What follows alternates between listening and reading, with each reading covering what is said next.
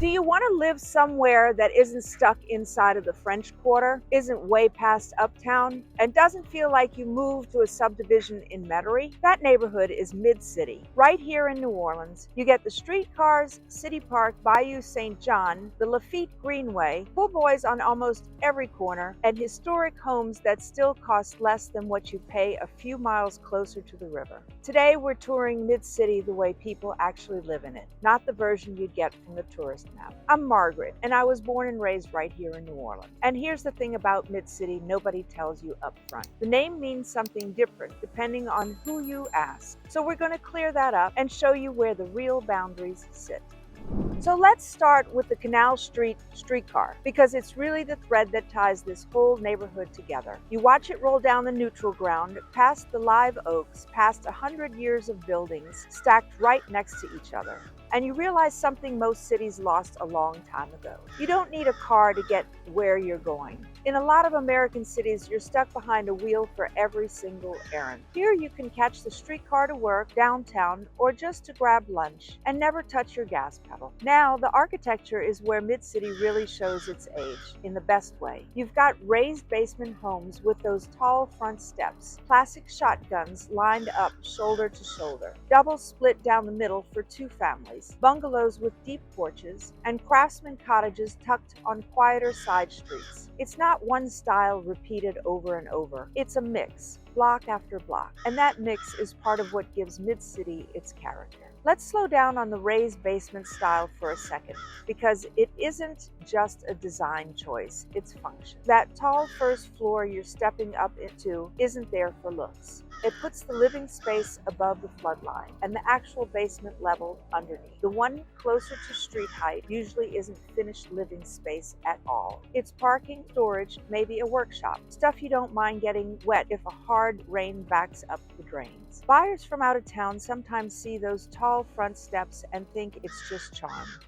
some aesthetic flourish from 500 years ago. It's not. It's New Orleans architecture solving a New Orleans problem, decades before anyone was writing flood zones on paper. And that detail matters more than it looked like it should, because we're coming back to elevation in a few minutes. And this is exactly the kind of feature that saves you real money on insurance down the road. Now here's where I need you to slow down and actually listen, because this is the part most out-of-town buyers get wrong. The neighborhood alone tells you almost nothing. You can be on a quiet, tree-lined residential street with almost no traffic, and one block over, you're on a corridor with restaurants, delivery trucks, and cars moving fast at all hours. Both blocks say Mid-City. Both blocks get listed the same way online. But living on one versus the other is a completely different experience day to day. Carrollton Avenue is a big connector that makes the whole area work. From Carrollton, you're minutes from City Park, a short ride to Uptown, an easy shot downtown, quick access over toward Lakeview, and you're right by the interstate on-ramp if you need to leave the city entirely. That kind of central position is rare in New Orleans. Most neighborhoods pick a lane close to downtown, or close to the lake, close to the river, or close to the park. Mid-City sits in the middle of all of it. But that centrality comes with a trade-off, and I'll say it plainly because I'd rather you know than find out after closing. Some streets in Mid-City carry real traffic. Carrollton itself and a handful of other bigger connector streets move a lot of cars throughout the day. And if your bedroom window faces one of those, you're going to hear it. It's not a deal breaker, it's just information. A block set back from the main corridors can be dead quiet, while a block sitting right on one of them will always have some hum of traffic in the background. And that's really the heart of Mid-City living. It gives you access to almost everything. But you have to know which block you're actually buying into before you fall for the porch and the price. Once you get past the streets and the noise question, though, there's another side to this neighborhood that changes everything. And it's the green space and the water sitting right in the middle of it. Now let's talk about City Park, because for a lot of folks who move here, this isn't some place you visit once and check off a list. It becomes part of your week. You've got walking paths that wind under oak trees older than the country itself, museums you can pop into on a Tuesday afternoon, festivals throughout the year, and honestly some of the best food in the city right here on the park grounds. Yes, there's a Café du Monde location inside City Park, so you can get your beignets and café au lait without fighting the crowds down in the corner. Quarter. And if you want something quieter, the Acorn Cafe sits right on the water inside the park. And it's the kind of spot where you grab a coffee and just sit for a while watching people walk their dogs or push strollers along the path. That's the difference between a park you visit and a park you live next door to. One's an errand, the other's just Tuesday. And right along the edge of City Park, you've got Bayou St. John, which honestly might be the most underrated feature in this whole neighborhood. People walk it, bike it, spread out a blanket, and picnic right on the grass along the water. Grab a po' boy to go from Parkway Bakery, which sits just a few blocks off the bayou, and you've got a full afternoon planned without ever starting your car. And once a year, the Bayou Boogaloo, a music festival that turns the water's edge into one big party for a weekend. Locals show up with coolers and lawn chairs like it's their own backyard, because for a lot of mid-city residents, it basically is. Now here's where it gets really interesting for anyone thinking about daily life here, not just weekend visits. The Lafitte Greenway runs about 2.5 miles, cutting straight through mid-city and connecting toward Treme and eventually the edge of the French Quarter. It's paved and it's built for walking and biking, not driving. If you're weighing whether mid-city actually lets you live car-free or close to it, the Greenway is your answer. And that's the real question buyers should be asking themselves before they get attached to a specific house. Can I walk to get coffee? Can I bike to work? Or at least to the streetcar line? Can I leave the house without touching my car keys most days? In a lot of American suburbs, the answer's no. Full stop. Here, depending on which block you land on, the answer can genuinely be yes. The Greenway corridor has also pulled a wave of newer businesses that give Mid-City a different energy than it had even 10 years ago. French Truck Coffee has a location out that way. Wrong Iron draws people in for drinks and a laid-back patio scene. And there's a steady stream of newer spots opening up along that corridor as more people discover it. You've got small breweries setting up in old warehouse buildings, art studios that used to be someone's garage, and a handful of local makers who picked Mid-City specifically because the rent's still reasonable and the foot traffic in the Greenway keeps growing every year. That's the part outsiders miss when they hear Mid-City and picture nothing but po' boys and porches. There's a real creative economy building itself here, block by block, run by people who actually live in the neighborhood, not investors flying in from somewhere else. It's not trying to be the French Quarter. It's building its own version of a local economy, one coffee shop and one patio bar at a time. So picture the actual day, because this is where Mid-City stops being an idea and starts being a lifestyle. You start the morning with coffee a few blocks from home, maybe French Truck, maybe somewhere smaller you found on your own. You hop on a bike and ride the Greenway toward Treme, or just loop it for exercise or work. By afternoon, you're walking along Bayou St. John or sitting on the grass in City Park with a po' boy from Parkway. None of that required a car. None of it required leaving the neighborhood. That kind of day isn't rare here, and it isn't reserved for tourists visiting once a year. It's just what living in Mid-City actually looks like once you know where the paths connect. All that walkability and green space sits on top of ground with real history and real complexity, and that's what we need to talk about next.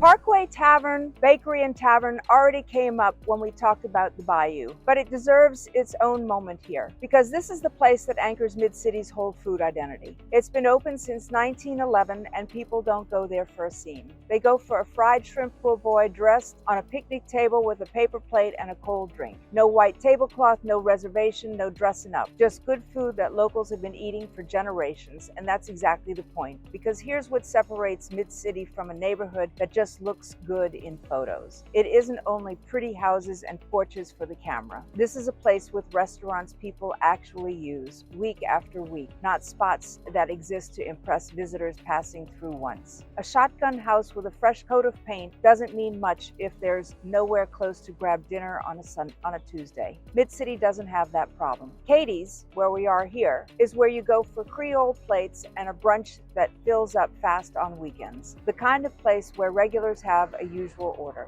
Mandina's is the name most people who grew up here will mention first. An old school New Orleans dining that's been feeding families for decades and still packs a fine line out the door on a Friday night. And then you've got Toup's Meadery, which takes that same Louisiana foundation and pushes it somewhere newer, somewhere a little more chef-driven, without losing what makes the food distinctly local. That mix, old school and new, sitting a few blocks apart from each other, tells you something about this neighborhood. The food scene here keeps changing. New spots open, some close, chefs experiment, and the whole thing shifts a little every year. But it's not replacing what came before it. It's building on top of it. You can eat a po' boy that's tasted the same since before your grandparents were born, and then walk a few blocks and eat something that opened last year. And both of those meals belong here equally. Now, if you head down Canal Street, riding the same streetcar line we talked about earlier, you run into the cemetery area. And this is where Mid-City's age really shows itself. Those cemeteries have sat there for well over a century, tombs stacked above ground the way New Orleans has always done it. And the streetcar runs right past them like it has for generations. It's a strange thing to get used to at first. Older New Orleans sitting quiet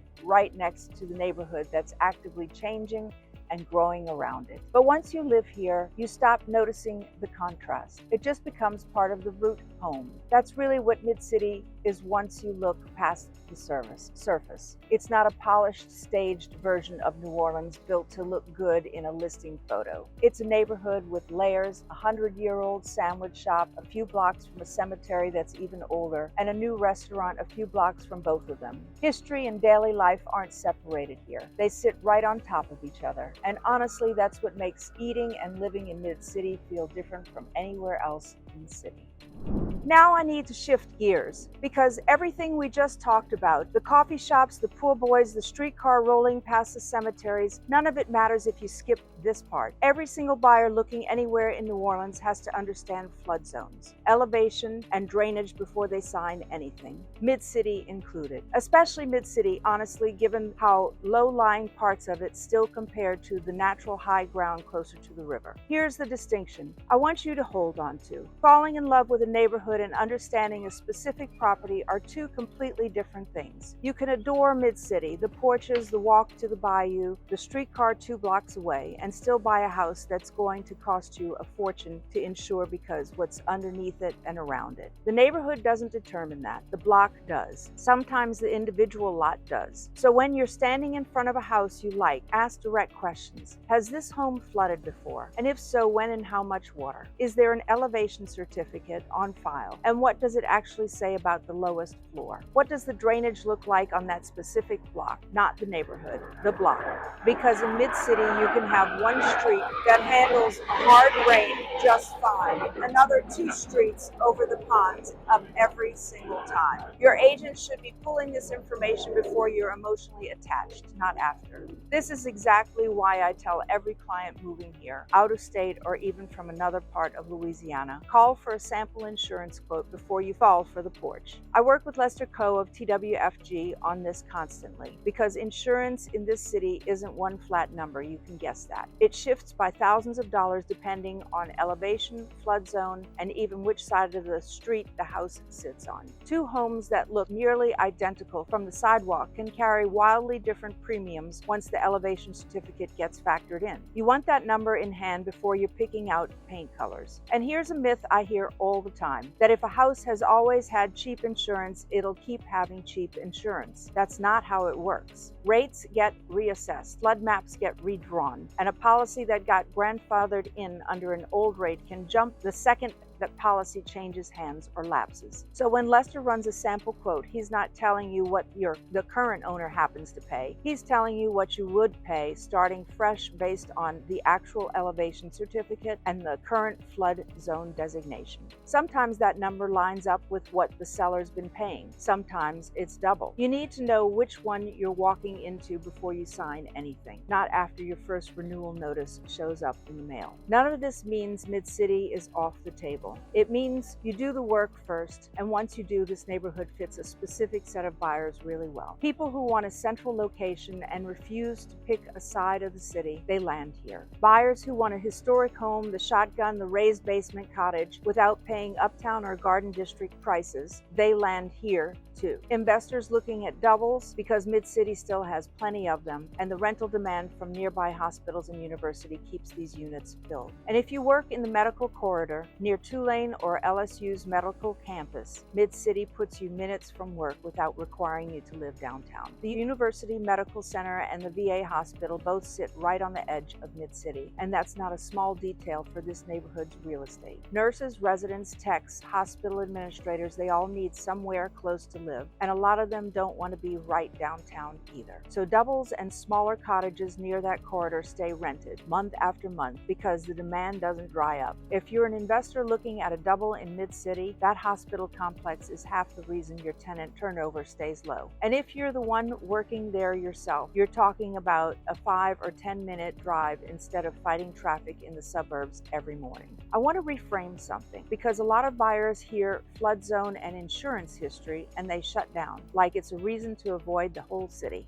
It's information, and information is what protects you. Knowing a block floods every hard rain isn't a scare tactic. It's a fact you get to act on before closing, not after you've already moved your furniture in. The buyers who get hurt in this city aren't the ones who ask too many questions. They're the ones who didn't ask any. So once you've actually done that work, pulled the elevation certificate, gotten the insurance quote, walked the block after a rainstorm to see how it drains, something shifts. The fear goes away because you're not guessing anymore. You know exactly what you're buying and exactly what it costs to protect. And that's when Mid-City stops being a question mark and starts being what it actually is for so many people who live here. A daily life built around the streetcar, the park, the bayou, and a house you understand from the ground up, literally.